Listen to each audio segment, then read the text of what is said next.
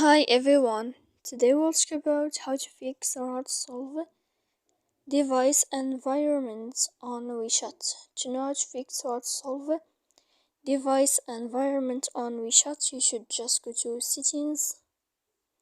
After that, we click apps, default apps, app settings. Here on this page, you will enter to the window of Wechat.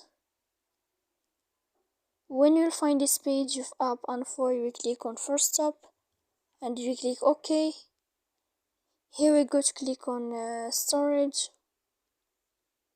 Then we click clear cache. Don't click clear data because that can make errors or problems on your app, and in the end you can update your app on Play Store. So please don't forget to support us by like and subscribe. See you next time in another video.